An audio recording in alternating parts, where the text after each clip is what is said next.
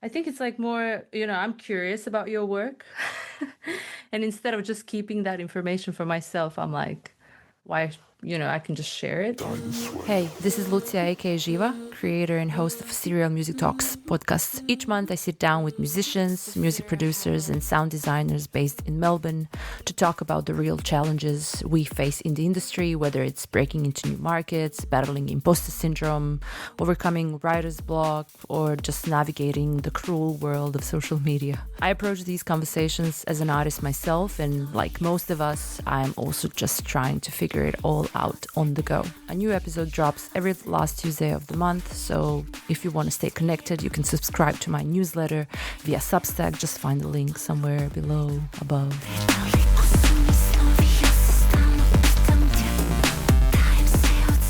Oh, you have a cat? Yes, Chloe. Yeah, she's lovely. I think this is kind of her eating time, but she's on a diet. I don't know. The veterinary said she needs to lose a little bit of weight. She's got just a few extra things that she needs to shave. Okay. And because I was away and someone is taking care of her, and I think they fed her a bit too much. So this July episode is a very special one because it's the first one I've actually recorded via Zoom. And why? Well, I don't know if you know this, but in June, so a month ago, I had a performance in Melbourne, and during stage diving, I entirely broke every single thing in my knee. So now I'm housebound, but I was like, that won't stop me, right? So I met up over Zoom with Chiara Costanza. Chiara Costanza is an Italian film and TV composer and electronic producer, originally from Turin, now based in Melbourne. She's been classically trained in piano and later immersed, of course, in Melbourne's electronic music scene as a DJ. Chiara Kickdrum, maybe you've heard about it.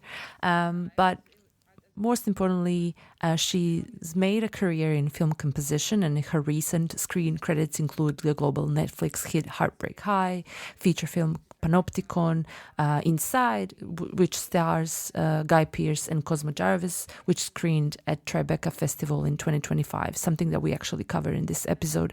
We've talked about many things, the importance of networking, taking risks, maintaining discipline. We also covered a little bit about, in case you're interested in film composition, you want to tip your toes into it or really go full on, she got some advice for you.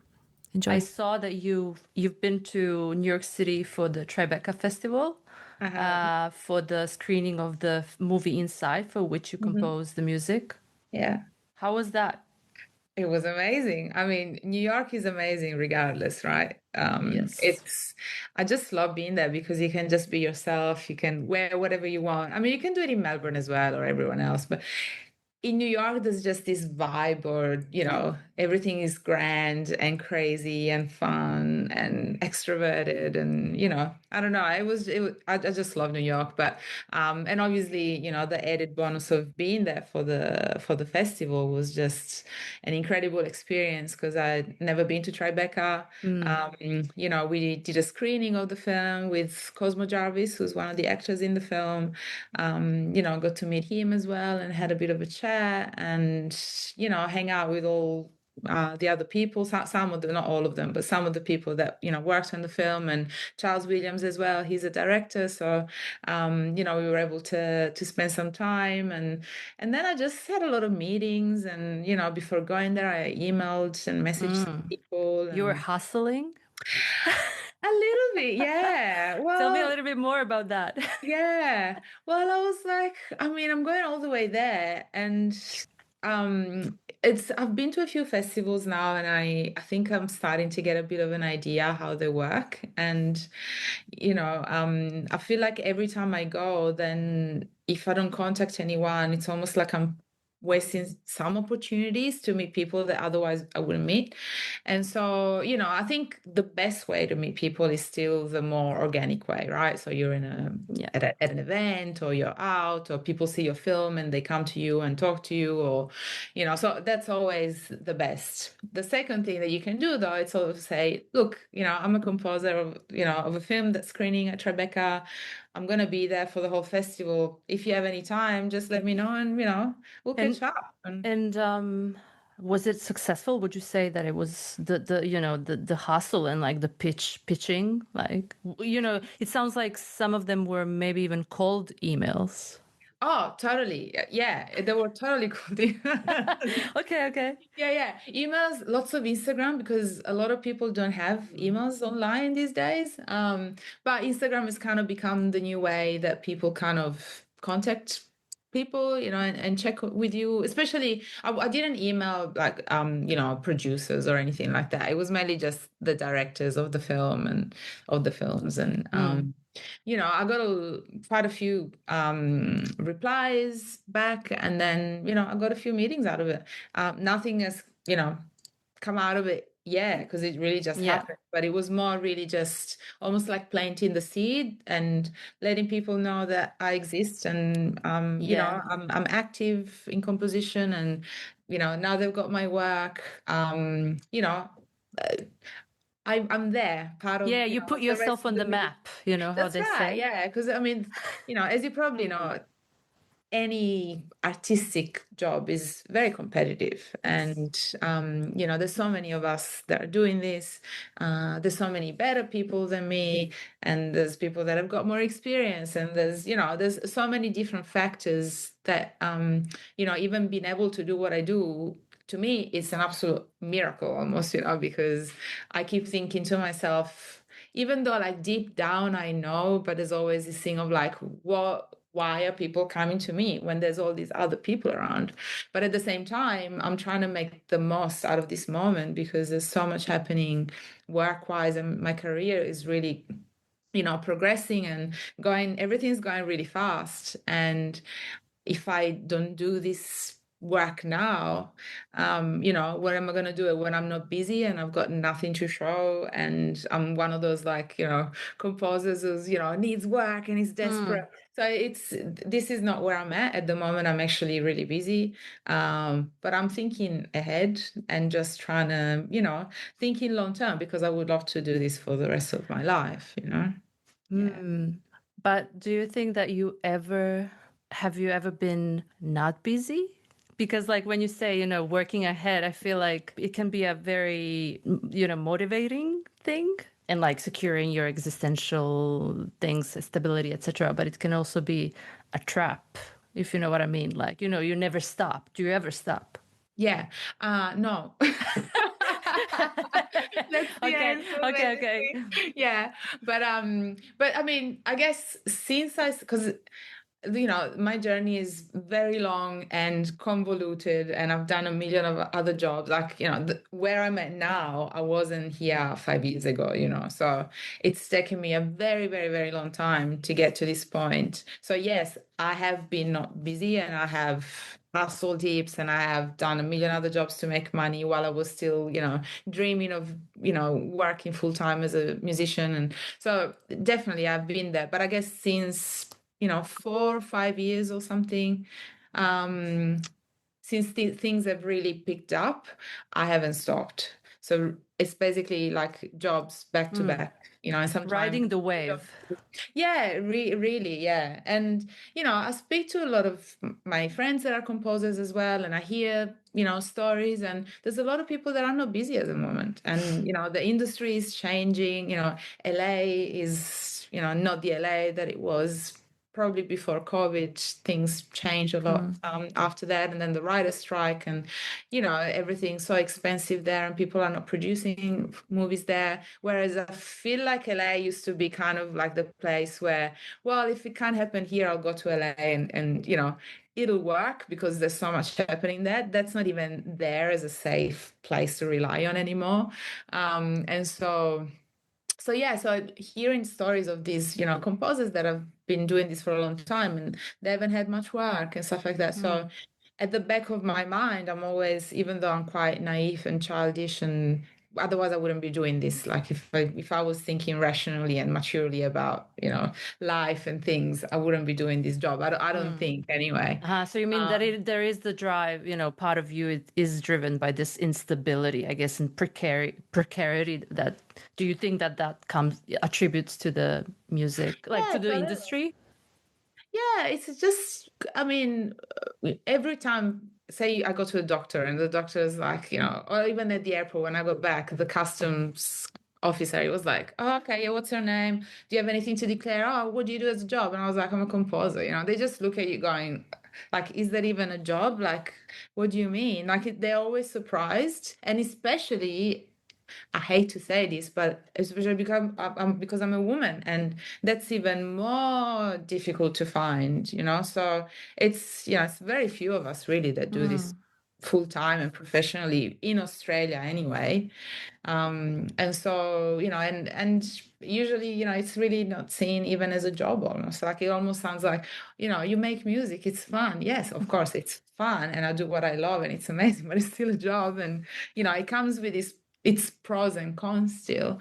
But I guess, I think, for someone to believe that this can be reality, you need to really have a lot of almost like, be able probably to deal with instability and precariousness and being a dreamer, being delusional, but also like have this strength and obsession and belief in something that doesn't matter what happens, where you're at in life.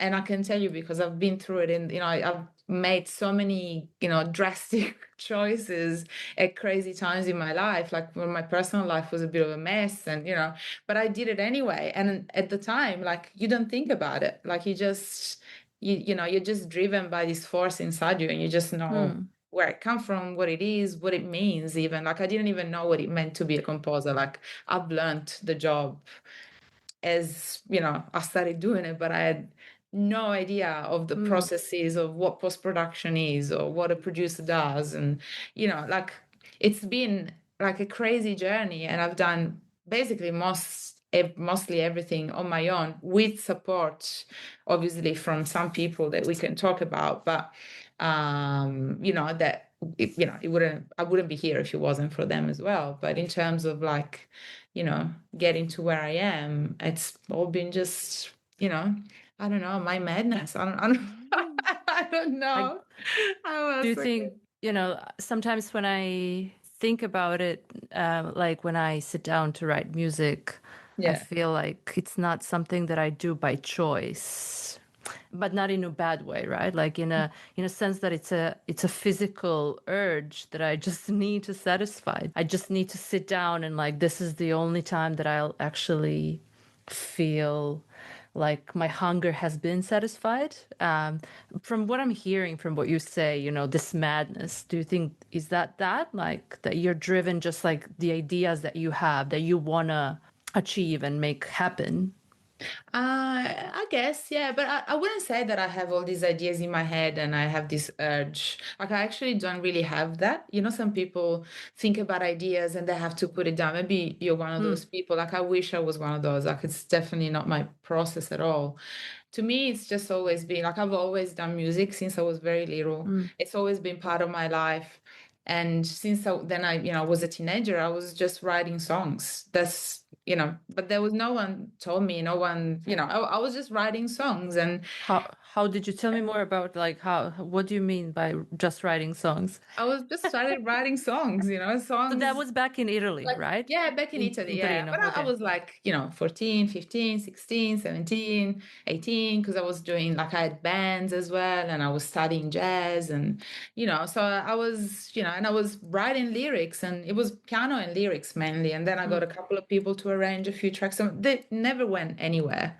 it was more a thing of like friends would come home and my parents were like, come on, Chiara, play the piano for everyone kind of thing, So like those were my shows at the time. But and I hated it. I remember thinking, oh God, not again. But my parents were so proud of me and they wanted to, show me off, of course. And that was actually, I'm grateful now that they did that because they kind of, initiated something that otherwise I wouldn't have done.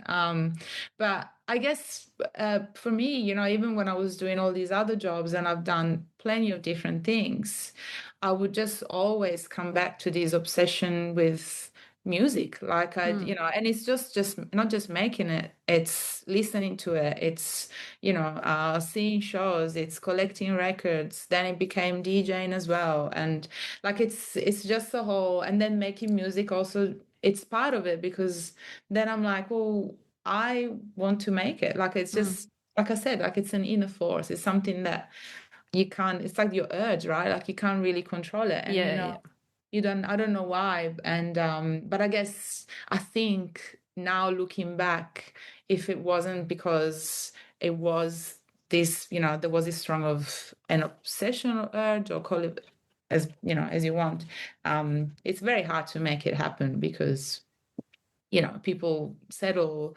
people, like they just want a normal job and they might have played piano when they were young, but then, they become doctors or lawyers or whatever. I don't know. Because that's the reality that we're supposed to live in, apparently. But, there's other realities as well.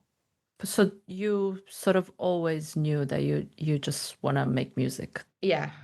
I didn't know how. Like when I came to Australia 20 years ago, it was actually my brother, because my brother moved here before me, and he kind of initiated, my move here. But I started with a working holiday visa. And is he an older brother? He's here.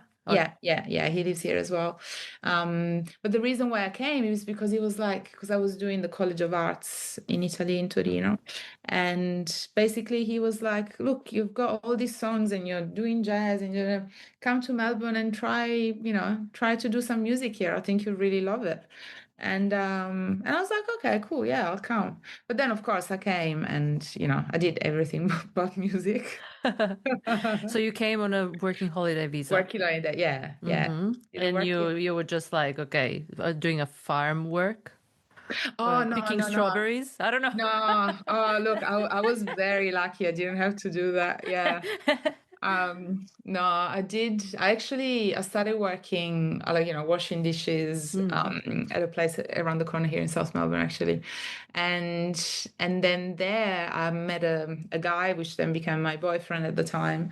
And he was, probably still today, I've seen so many people play. I think he's never DJed professionally, but he's still the best DJ that I've ever met in my life. Like, he's just incredible. But also he has the best collection of records because he's 10 years older than me. And, and he kind of introduced me to all these like techno, electro, Detroit, Chicago house, acid, and we would go out clubbing. So sorry to interrupt you. So by that time, I'm just curious about the, also music taste, how it, changed, if it did. Prior to coming to Melbourne, you were listening to what kind of music? Just before coming to Melbourne, I was very much into jazz.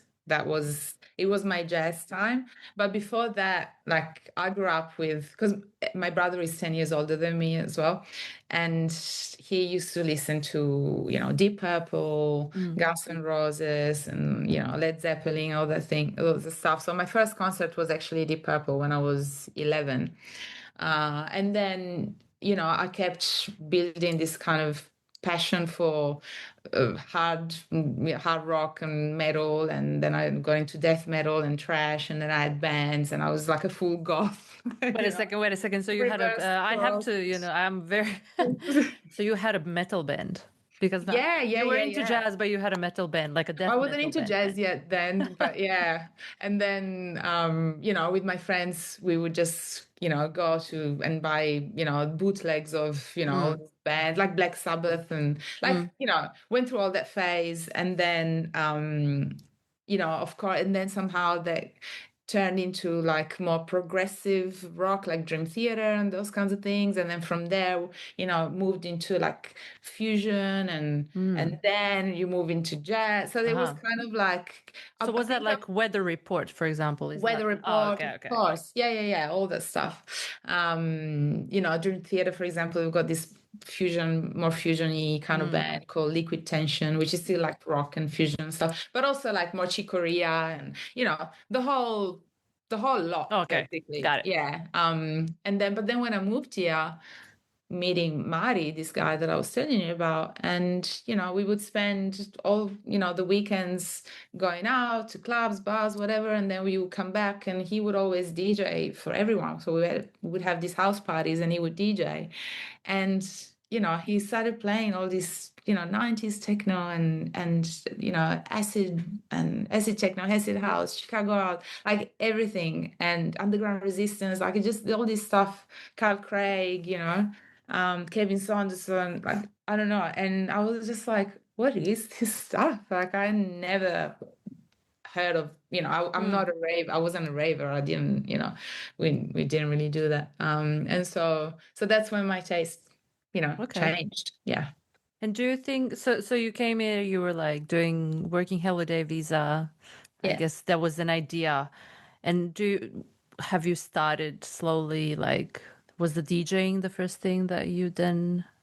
No, then after doing waitressing and stuff, actually through waitressing I met a manager of a company, because when I was in Italy I studied economics as well, so I had that up my sleeves and we kind of became friends, and this guy, what's his name? Brian. Sorry, it was a long time ago. He's again one of those people that changed my life, because I was basically just about to go back, and I said, look, I'm basically, my visa will run out in a few months and I don't know what's going to happen. And he was like, well, we're setting up this new company, engineering company, oil and gas, and maybe, we can set up an interview with everyone and see, we might be able to sponsor you. And I was like, okay, yeah, sure. And so I didn't have to go and pick up fruits or go back to Italy. Okay, and, but you did economics. Yeah, I did. Yeah. Okay. Do you think that that knowledge helps you with the hustle and like sustaining your music composition business? Maybe. I mean, sure. there's definitely a part of me that's a lot more rational and mathematical and poised structured. Yeah, for sure. Yeah, you seem like, looking at your resume, like, and then everything that you've been doing, like biography, you seem, my impression was that you're disciplined, that there is, that you do have a strategy. Am I right? I wish. I don't know. I just make it up as I go. Yeah. But I appreciate it. I mean, it's funny because so many people, they're like, I can't believe how much stuff you've been doing, like you're doing so much, I can't believe it. Or people that I don't see in a long time. But when you do something, it's not like I go and think, oh, look how much I've done. Oh my God, I'm amazing. Oh yeah, this is, now. So I basically am just going along and taking these opportunities, but definitely discipline is something that you need, because otherwise, of course, I would rather be out drinking and partying all the time. Like there's no, I mean, I just would you really rather? No, not rather, but of course I love it, Yeah. But I think the best, for me at least, like nothing is better than, having drinks after the performance. You know what I mean? After that, you went through that hustle and whatever, you've done so much work, and then you wanna, Yeah, that's right. And even that's why I even got to Tribeca, we were drinking every night, of course, because there's events and stuff, but I don't feel guilty. And now, there's always this kind of like sense of guilt of I should be doing more, I'm not doing enough. I'm very hard on myself as well. And I think, that's good and bad, because that pushes me to do a lot. But don't get me wrong, like I procrastinate a lot as well. And but somehow I get things done, and, but I put a lot of effort in it. Being hard on yourself, does that have anything to do with the fact that you immigrated to Australia? I've never thought about it that way. I think it might come more from my Catholic upbringing, like Mm. the religiousness of, our upbringing. And, I think there's so much sense of guilt about everything. And you have to be good and you have to be, you have to be a good girl and you have to work hard and you have to do the right thing. And I think somehow, even though I don't believe, I'm not a Catholic anymore, but I don't seem to be able to brush that off. So I think that comes more from that.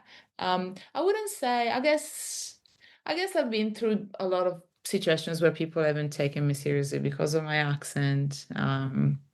You know, that happens. That has happened a lot, and maybe subconsciously I feel like I wanted to prove more, and so I worked harder. That's a possibility, but I never thought about it that way. Yeah. Wow. I actually never Good point. thought about the that's really interesting that you mentioned religion, because yeah, Yeah, I come from a very small city in East Croatia, right. and I was, I was also raised uh, as a Catholic in a Yeah, Catholic community, yeah, and I feel the same. But I've never. I always attribute it to the culture, like the background. I actually never thought that religion is a huge part of that culture. yeah, Um, yeah. so yeah, that's a really interesting point. I think I'll continue You to think about dig in. it. I'll dig. Yeah, I guess there's nothing to dig in, but like, yeah, that blame and shame, or I don't know, Yeah, I something. mean, yeah, You have to sort of justify everything that you do. And it was yeah, just also interesting how you mentioned, how people think that music is, there's like, it's embedded in our culture, and it's not just in Croatian or Italian culture, it's actually in Australian culture. Oh, music is fun, it's like mm, we do it after work. yeah, yeah, yeah, yeah, Which is exactly. just They I don't take think, it seriously. yeah, And and it's I like, you think make money from music? I'm like, yeah, I mean, I didn't for a long time. yeah, yeah, Um, but I stick to it. So I yeah. stuck to it. So Yeah, I feel like it might be, feeding just further the, that need to, like, okay, I have to prove, I don't know.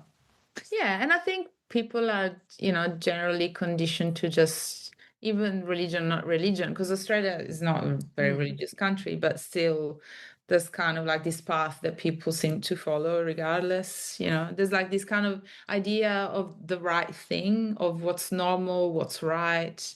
Um, I don't know, to me it's just boring. I've never lived my life that way, and sometimes, don't get me wrong, like there is part of me that thinks, oh, my life in a way could have been so much easier if I worked for a company and if I stayed at I could have had a really big career at this place that I was in, this engineering company.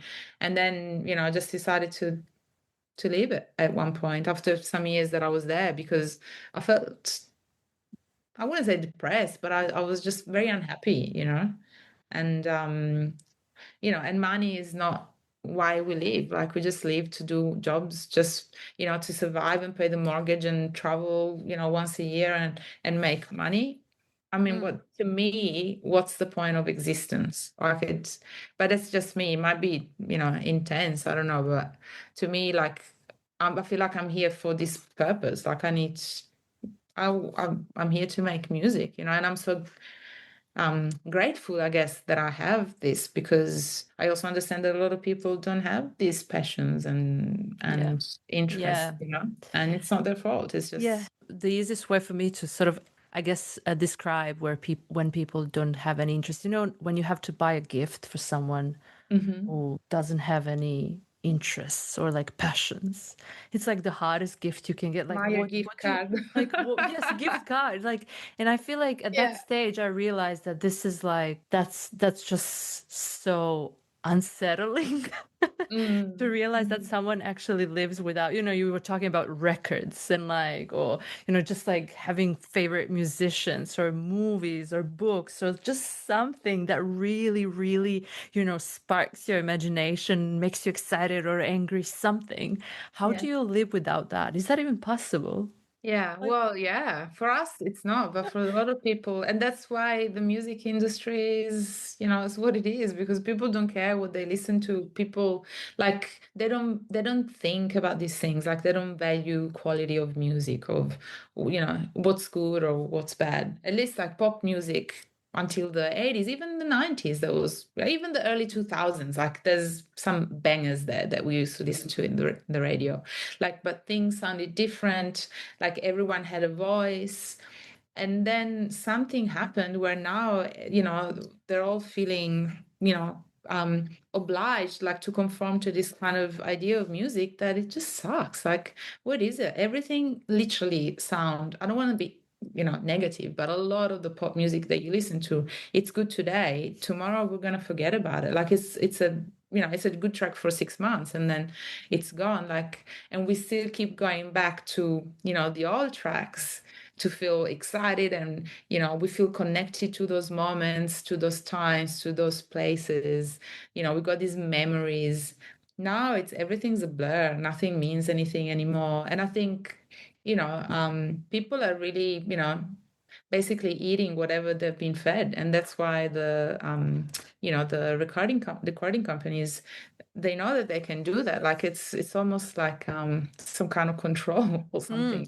But do you think is that because of the streaming services, like, and how the music industry changed, like what you're mentioning, Totally. It's a mix of or is it because also sorry, the creators, the composers, right? The musicians are also changing the way that they compose. Yeah, I mean, definitely streaming, MP3s and webs or whatever. Like they've changed the industry completely because people relied on selling records, and then people started like downloading music for free, Napster and all that. And like, we've all done it. Yeah. Which is Torrents. completely wrong, but we still did it, because it's like, oh, I can have music for free. But at the time, like, you don't even think how that can affect, the artists, right? Yeah. And but and then of course, like social media, all this, TikTok. Like, I don't use TikTok, but even when I'm on the reels or something, you keep hearing the same tracks. The radios are pumping up same tracks, and I think in general we live in a world where there's less people with more power controlling the world, and it's kind of affecting arts and culture as well as everything else that we're seeing where the world is at the moment. It's a complete mess. And is it similar to, like I really don't know much about the film composition world, like that part of the music industry. Has that changed as well? Has that been affected with streaming services? I guess, you do have Netflix, so I think that's an advantage now. Yeah, I think there's pros and cons. The more pressing matter now, it's AI, just because companies have been feeding AI with our music already, and so the worry, and this is like a worry across the board with every job, is that they're gonna start creating soundtracks with AI. I think it might be possible in some years. It's not going to happen. Like, it's one of those things where it's like, it's going to happen tomorrow, and it's going to take time. And also film composition is very catered to a particular narrative, and it's not just like a Post Malone track that you can just make, because it's like an equation, right? Like, you can't go wrong. That's what it sounds like, and it's easy to. Or Drake, that's what it sounds like. AI knows it and it makes it. Now there's like that band, that rock band or whatever on Spotify that was created with AI, and they had like 500,000 followers or listeners, like in very short amount of time. It's sounding great. Like, people didn't even realize. So that's scary, and that's definitely a threat of some sort. But I think in terms of the industry, I don't think I've been in it for long enough to know, because I've really only been doing this full time for, like I said, 4 or 5 years. And, since I've been around, it hasn't changed. But I know, for example, in the US, the contracts have changed quite a bit, and they seem to always ask for work for hire kind of type of contracts, which means that then you don't keep your writers and publishers, if you're publishing yourself, royalties, or maybe just the writer royalties, but you keep the publishing royalties. But that means that you only get 50% of your royalty. Sometimes you got to give it all away, 100% of it. So it's it's that is tricky. Also, streaming services, I think TV, in terms of royalties, paid a lot. Also because there was, less content, more people watching that content, and it worked, in a different way. Now there is so much out there. Like, I've worked on shows that say might be on Stan or SBS. How many people will watch an Australian show that's, on ABC or SBS? I mean, a lot of people do, but compared to, say, Heartbreak High, this Netflix series that I worked on, that's Netflix series, it's everyone's watched it all around the world. Yeah, they push it. Yeah. Yeah, then that's when I'm like, okay, now I can see some money, Now I understand what it's like to people that live off the royalties. I'm like, okay, so this is what it's like. But you need Netflix series, because otherwise, or like a very big film, it's all about international. I think, from what I've seen so far, Australia is small, there's not many people here. So if you have just an Australian show or a film that just shows in Australia, then the royalties are not going to be much. But when you start branching out, and that's why I've contacted those people in New York and when I was overseas in Europe, because hustle. Yeah, because I see the opportunity, like, to work on international stuff. You can. It's basically at that point, like, intellectual property is the best thing that anyone ever invented. So if you could, I know that some of the listeners are also into, like musicians or sound designers who would love to get into this Sure. industry. How those contracts usually works? Like, what are the usual, I guess, arrangements? Like, what do you negotiate? Yeah, can you just give me a little bit of the production side of things when it comes to money negotiation? Yeah. Yeah. Well, I mean, it's a big question, because I know. every project, no, I know it's a good question, but it's also a big question, because every project is different. And also, it will depend, it will depend on the budget of the film and where you're at in your career. And, there's a whole lot of different factors involved.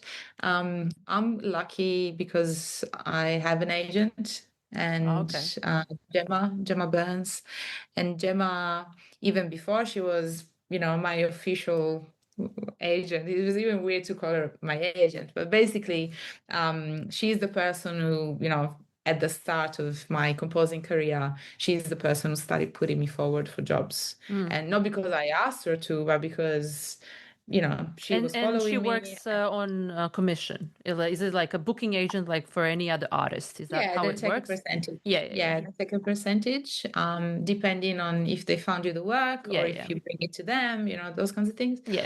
And then, and since the start of me doing these big jobs like series and films, feature films, she's been taking care of all the contracts, all the negotiations and everything. So, I guess in a way, I wish I had learned a bit more about it, but also I think it's good to be able to have someone that can take care of that for you, just because then, especially when you start a job, you don't want to be negotiating money, and, you want to talk about creative stuff and, get to work and not worry. So, but in saying that, of course, she always sends me the contract and I look over it and I make sure that, that it's fair.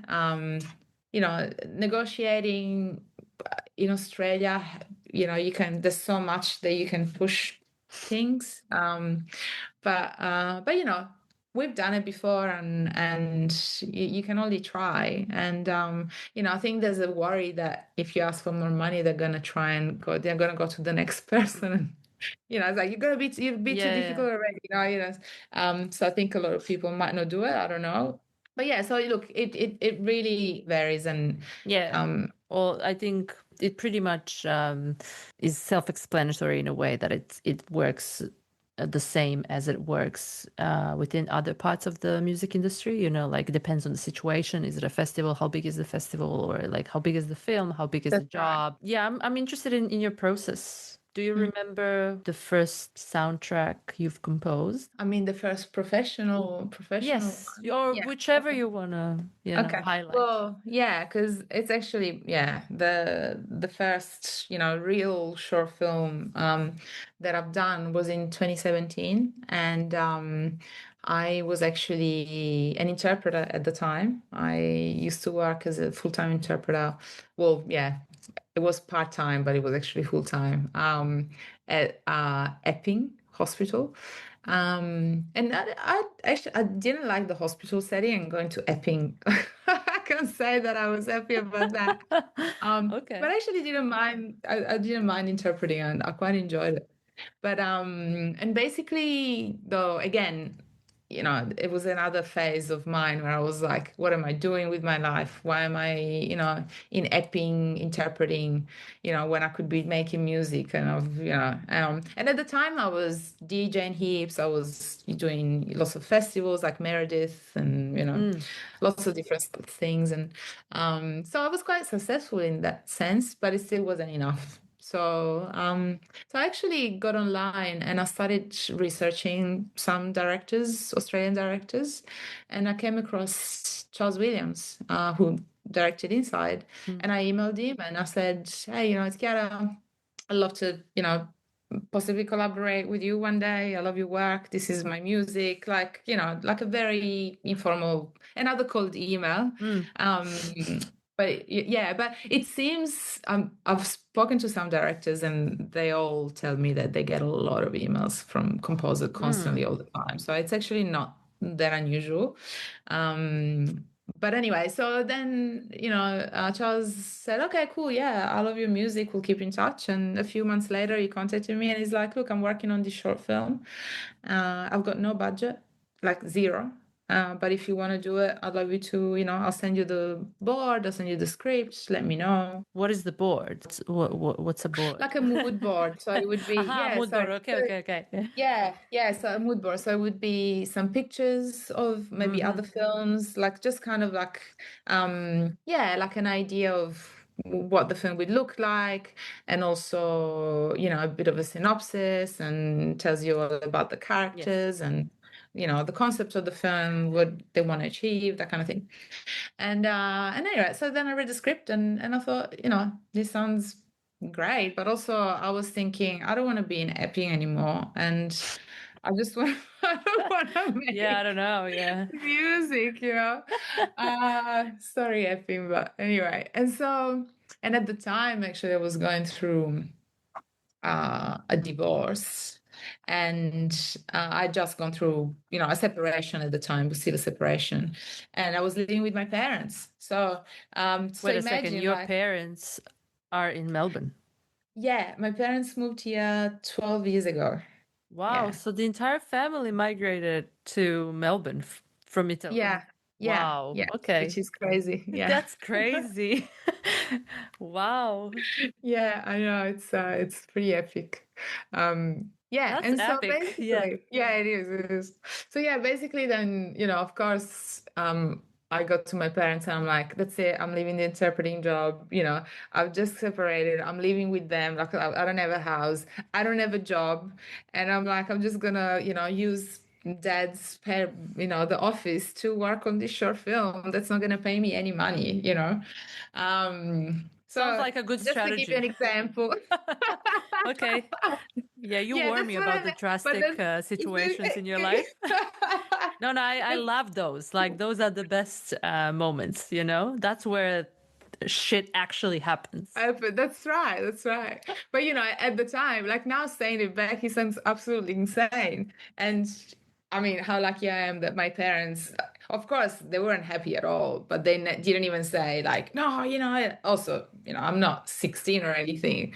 So, but I was still living at their place. So, it wasn't a good situation. But anyway, so then I decided to do it. And that was, the first time that I've basically locked myself in the studio seriously and trying to think about an actual score, for the whole thing with the story. And of course, with Charles, we had spoken about the things that he liked and stuff like that. And that really helped. And so that was really my first collaboration.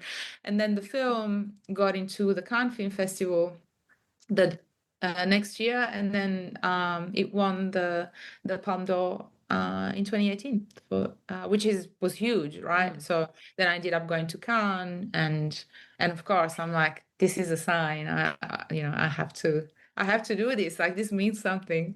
And so and then I came back, and then from there it kind of just And do you think that when you said that was the first time you locked yourself in a room, does that mean that when you compose and work on a score, you locked yourself in a room? Is there a particular approach to your process? You just lock yourself in the room, like turn off the lights? I don't know. Yeah, I've opened all the curtains to take the picture before, but usually it will be pretty dim lights. Yeah, not too much, because there's a lot of sun and stuff coming through because there's windows everywhere. And also for the sound, I think it's nice to just have a little bit of but it's not completely dark or anything. I still can see outside. But I think you need a little bit of a rave atmosphere. Bit of a rave vibe, yeah, like 3 a.m. Yeah. But do you work so okay, you dim the lights. Yeah. You close the doors. Or maybe not. I'm just joking, but do you wake up at the same time every morning, start to work on the score on 9 a.m., blah, blah, blah? Do you treat it as a 9 to 5 job, so to speak? That makes sense. Yeah, I try to do that. And it just depends. Sometimes I'll get up earlier. Sometimes I'm up at 6. Sometimes I'm up, and I stopped setting up alarms just because I'd rather just wake up when I wake up, because it doesn't really matter if I work, at 7 or at 9 or at 10. But I do like, especially now that I'm starting to get busy again, I'm probably going to start waking up a lot earlier so I can get done, work before the emails come through and before the meetings happen. And, because then the day just kind of, gets lost a little bit. And so, but I do like to use the morning to do a lot of my work. And then the afternoons are usually a little bit, I don't know, it depends. I always feel weird. It's kind of like the in-between.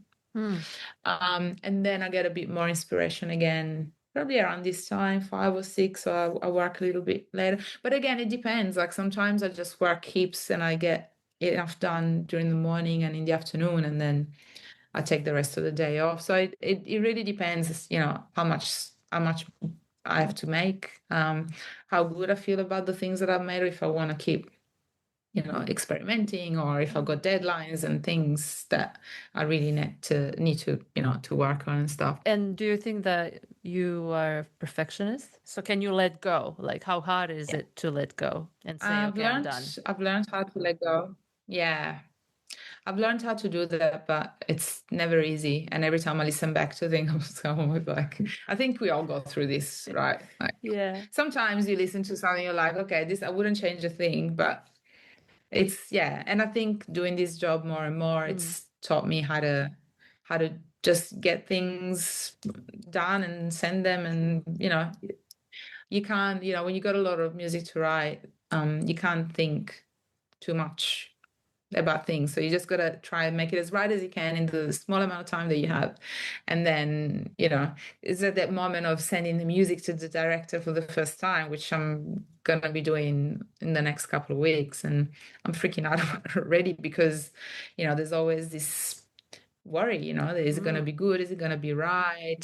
But it's got to get to a point where I'm just going to be like, okay, these are the things that I'm going to send, and I'm just going to do it. And every time I'm like, take a deep breath in, breathe out, go, just send it. And the worst they can say is that they don't like it, and we need to take another direction, or and it's part of the job.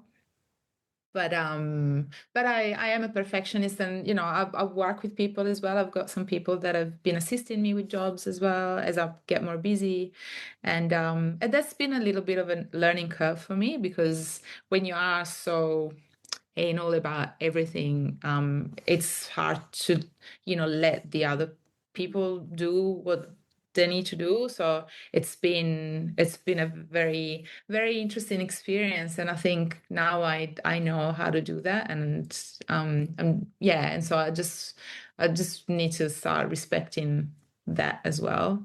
Because it doesn't mean that because the directors do it with me, I have to do it with another composer, and it's so, of course, I need to oversee everything and make sure that it's right for the show, for the film, and so it's a hard balance to find, but yeah, I guess I'm a perfectionist, but I am learning to let go a little bit. How do you know when you got it right? Is there a particular moment or feeling that tells you, okay, that's it? Yeah, I think the way that I know if a score is good is that, say that I'm working on a series, and then, of course, like, you kind of know, I don't know, but you kind of know. But then if I take that track and put it against another scene, maybe in another episode, or I put it against in another scene in the movie, and if that works, even like the scene is not perfect for that scene, but the music, the piece is not perfect for that scene, but even just like if the world is right and it fits, it's hard to explain, but that's kind of when I know it's right. Or if I do something, sometimes I get a little bit emotional, or, like it doesn't happen often, but it's happened in the past. But again, sometimes I think something's great and right, and then I send it, and they're like, well, this is a great piece of music, but it doesn't quite work for, whatever we need to do. So it's very hard. And some projects, they come more easy and more natural, and some others is more of a bit of a tough. This question comes more from a perspective. I've never done music for someone else. I've borrowed my voice. I use my voice for other, like, for series or whatever. But when I write a song, if I have that gut feeling, like aha moment, this is it, then that's it. I guess I'm just questioning. So is there a tension between like your artistic freedom, like you feel like, oh, this is right, but then the director says, oh, this is not right? Is that a problem, or like is this just something that you accept? How do you deal with that if it appears? I just suck it up and change. No, I'm joking. I just try and understand what is not right, and sometimes it's just having more conversation with the director to try and understand what is it that I'm doing wrong. And most of the times, once I send something, I think it's good, and then they come back with the feedback, I'm like, of course, that totally makes sense, but then there's been, because, as you know, when you work on something for a while and then you kind of get stuck in this thing, you lose objectivity. And so once you send it off and then you leave it there for a few days, and then you listen back, you're like, that's why you should never rush sending anything. But of course, it's impossible with this job. So, but there has been a couple of moments in making music, with collaborating with directors, where I really was struggling to understand what is it that I'm doing wrong and how can I make it right. And so, I mean, I've never said, well, this is me. If you don't like it, hire someone else. Let's put it that way. I always try, yeah. And I know some people have done it. Like, some composers wouldn't take it, or they take to a certain point and then that's it. Because of course, it's hard not to take it personal as well. And then, if you get a lot of feedback, you start losing belief in yourself and you start doubting your skills, and it becomes messy. But I think, usually I try to be understanding and always reminding myself that I am working with them and for them as well. And otherwise, the day that I will start making music on my own, I'll give myself my own feedback and that'll be fine. But it's part of the job, and that's what I've learned. It's part of the job. And actually, sometimes, but actually more times than not, when I've made those changes that I've been asked to do, and when I've pushed myself to try things that I wouldn't have done otherwise, I've created the most interesting things and important things probably that I wouldn't have done. Challenge. Yeah, it seems like a challenge. It is, yeah. It's a challenge, and it's like a level up. Yeah. Yeah.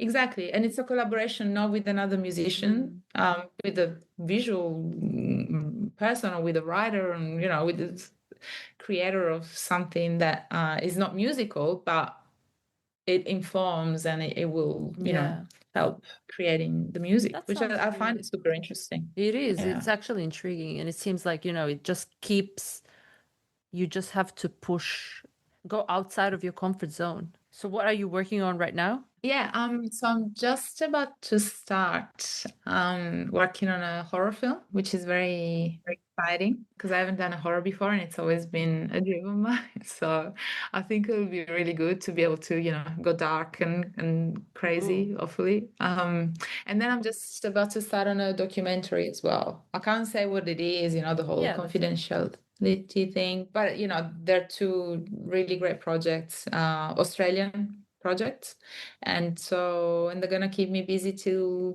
probably October at some point. So it's gonna be 3 pretty intense months trying to get both of these done. So wish me luck. Okay, good luck. And I'm sure that I definitely have to be disciplined. What is the best advice you ever got as a music maker? I don't think I've ever got any advice from anyone. Oh, okay. You can give us advice, or like, let's say someone wants to go into film composition. What's the advice that you would give? The advice would be to work really hard on your music, because that's the first and most important thing. If you don't do that, there's no point. So try to make music that you love making. Don't try and do something that you think people are gonna like, or something that's trendy or whatever. I don't know.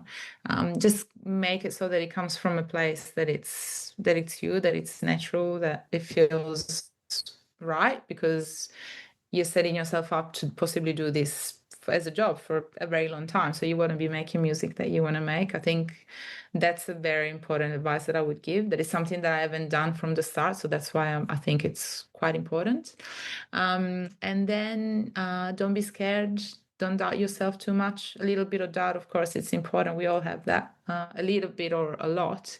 But I think just when you feel like it's the right time to come out and show your music to the world, and it has to come a time, then just do it and risk, things, and I'm the perfect example of how risk has, created a completely new dream life for me in a way. And so risking things and thinking laterally and thinking big and thinking the impossible, it's gonna make things possible and real, and you're going to create your own reality, and you'll never look back. I think that's probably the advice that I wish I had, and I've learned the hard way. And the other thing is ask questions. Come to people like me. Now I've got some experience and I can share what I've learned in the process, in the journey, and asking questions is important. Not too many, but if there's something that you're not sure about, or I think it's really good to rely on the support of other people that have done this before, because it's a hard job. It's super beautiful and exciting and rewarding, but it's also it's a lot. So you have to be strong and ready for the ride. Ok, thank you, grazie mille. Grazie a te. Sto imparando italiano, ma Bravissima. Hey, this is Lucia, aka Jiva, creator and host of Serial Music Talks podcast. Each month I sit down with musicians, music producers, and sound designers based in Melbourne to talk about the real challenges we face in the industry, whether it's breaking into new markets, battling imposter syndrome, overcoming writer's block, or just navigating the cruel world of social media. I approach these conversations as an artist myself, and like most of us, I'm also just trying to figure it all out on the go. A new episode drops every last Tuesday of the month, so if you want to stay connected, you can subscribe to my newsletter via Substack. Just find the link somewhere below, above.